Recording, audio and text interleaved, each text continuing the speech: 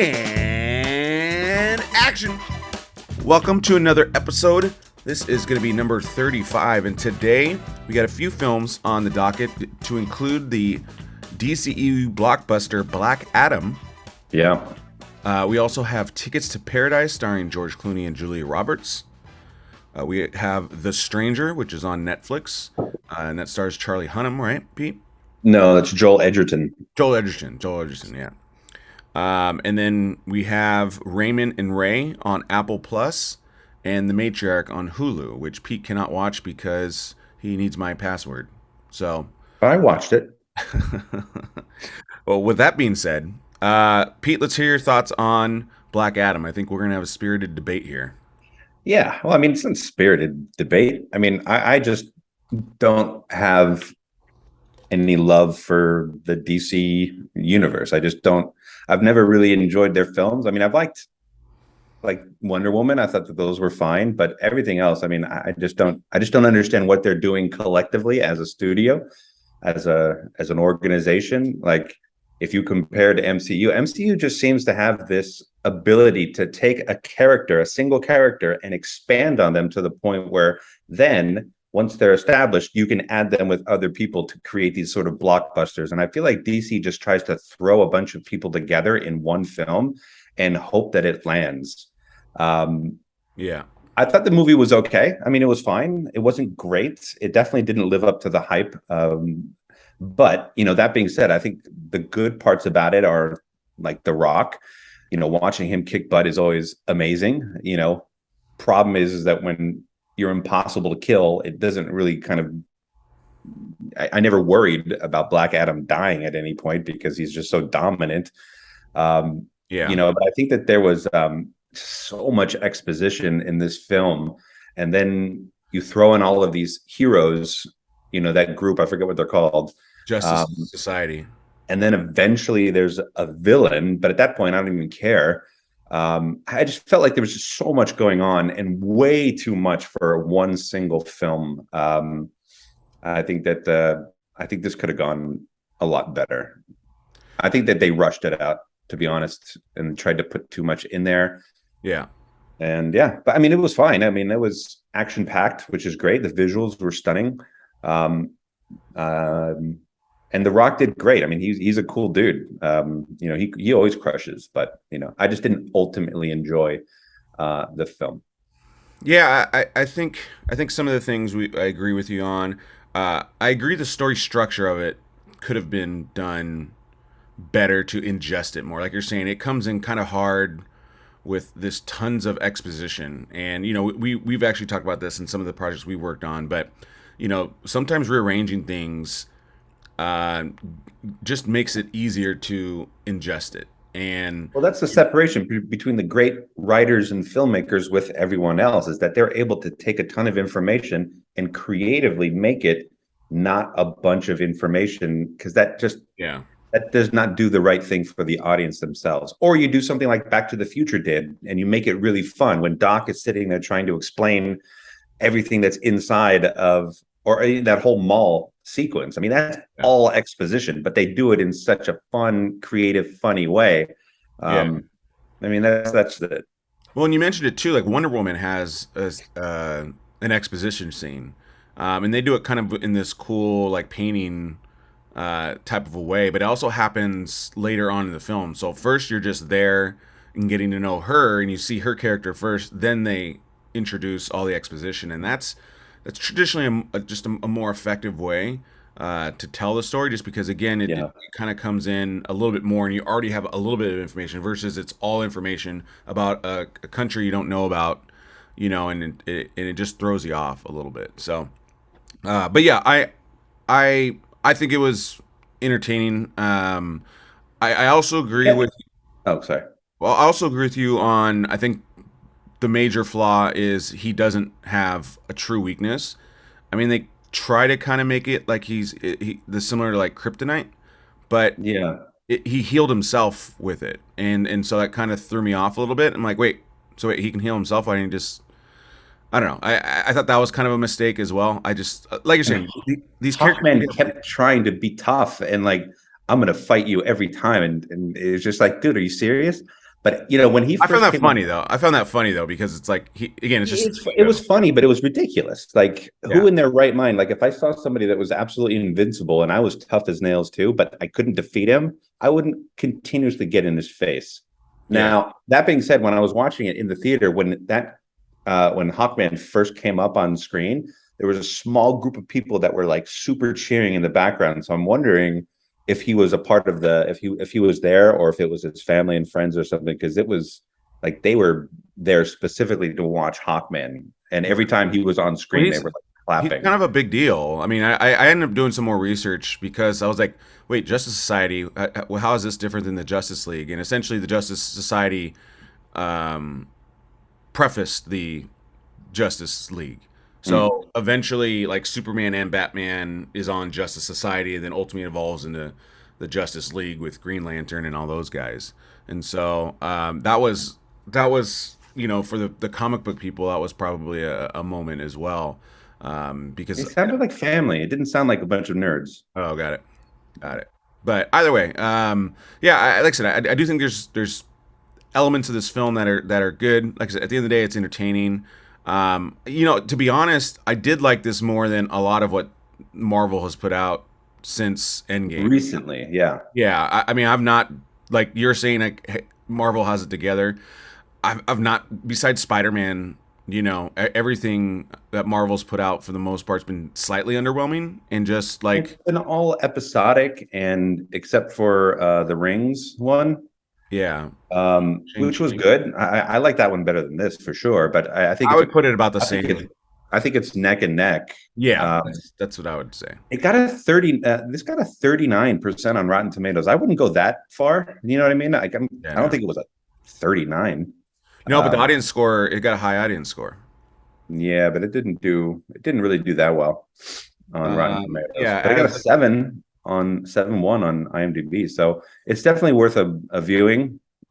But yeah, I think that this is just another example of a DC movie that does tries to do too much, and it could have really done something else with it.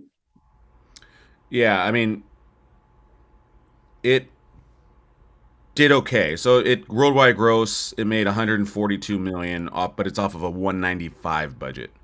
And like for me, when we talked about this before, a $2 million budget. I mean, you really got to know what your audience is going to bring in. I think that's slightly too high of a budget. I think this should have been a $100 million budget. And I know obviously it's not just easy to slash $95 million, but I think that's where, again, like we're talking about it, that's where just writing and filmmaking come to play because people, sometimes when you think too big, you lose some of your structural integrity.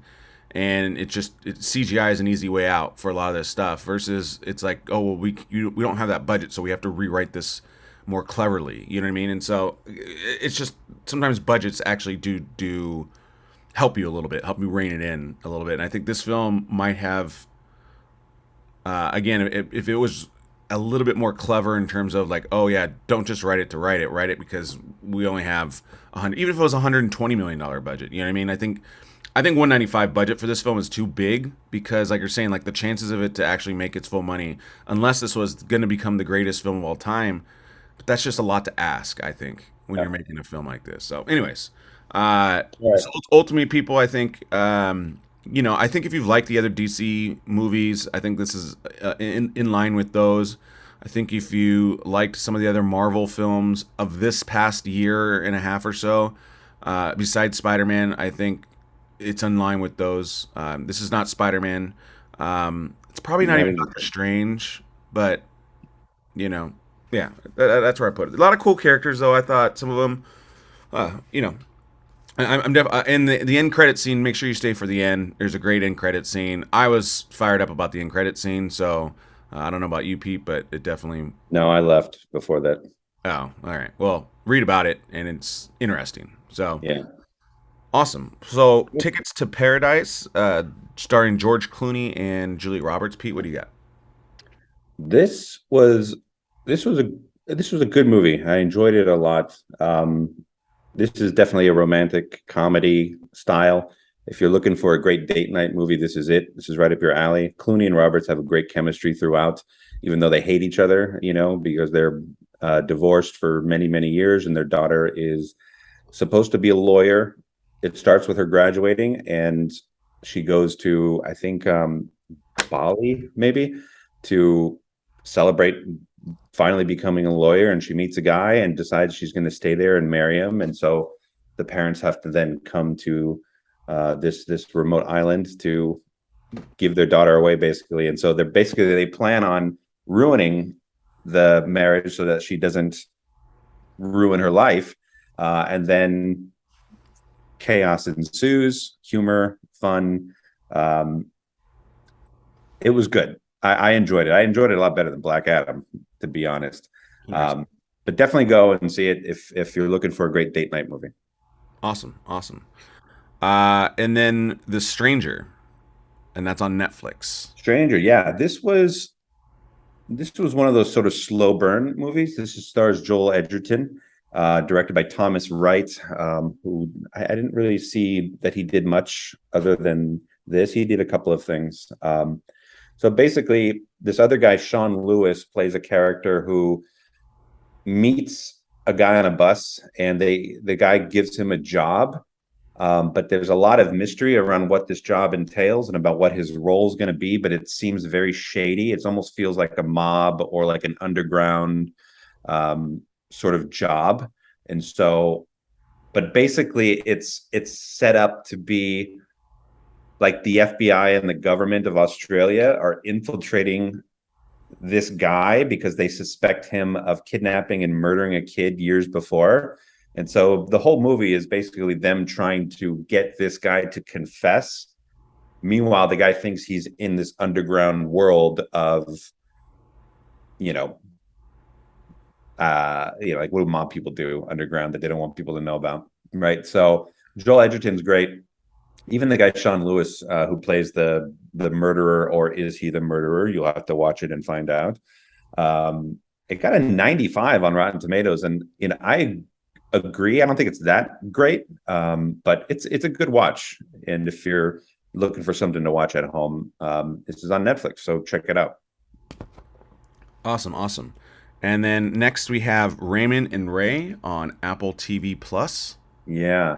This is about two brothers who are Ethan Hawke and Ewan McGregor, directed by Rodrigo Garcia, who did a ton of TV, including, I think he did an episode of Sopranos. He did like Carnival, 6 Feet Under. So he definitely has a style. And this certainly is a darker sort of film. These two brothers have to go to their father's funeral, but they've been estranged and they were abused by him physically as kids. And so they really hated this guy.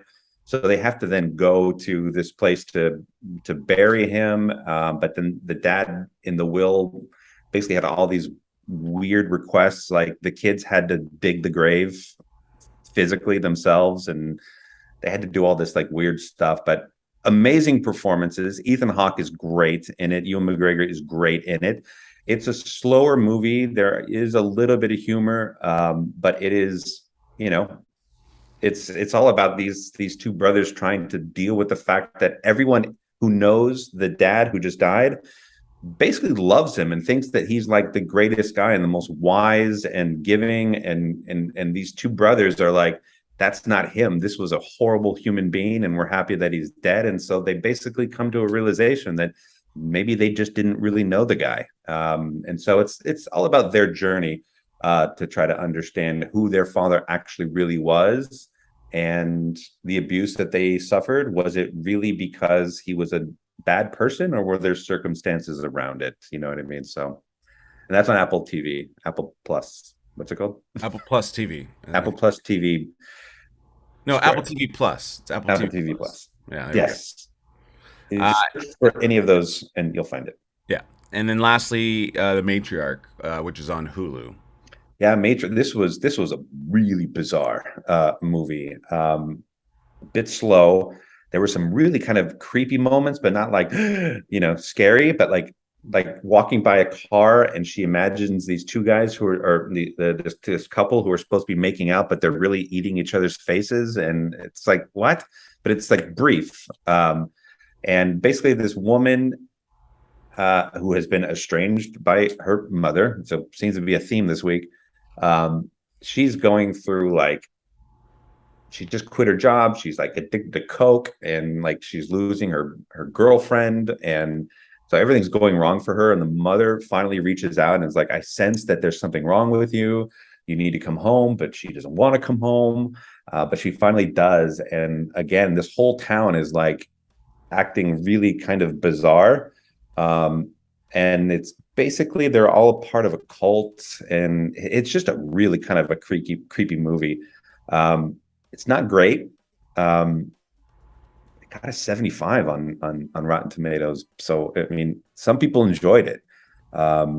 It's just one of those movies. I'm trying to think of a good comp where kids go home and something weird's going on in the village, and it's like I'm not going to compare it to Hereditary, which was awesome, but it's all about like this cult, and there's all this fucked up shit going on. It's not like that good, but it's almost in that same sort of vein. Yeah. Awesome. And then, so for next week, that'll end it for this one. For next week, there's a couple films that are out. Nothing major, but some smaller films. Called Jane is probably the bigger named hit out in theaters. And then we also have The Good Nurse starring Jessica Chastain, which comes out on Wednesday. On Netflix. And then lastly, there's Armageddon Time, which has like Anthony Hopkins, Anne Hathaway, among others. Because everything. The next Pray for the Devil is going to be in the theaters. That I'm looking forward to that, just because it's going to be scary. Exorcisms, devils, that kind of stuff. That's right up my alley. Awesome. And then on our other program, we'll have The Goonies coming out, Star Wars, and then we're shooting Pulp Fiction as well. So those are the next three that'll be coming out on the other podcast. So with that being said, Pete, that is a cut. Thanks, guys.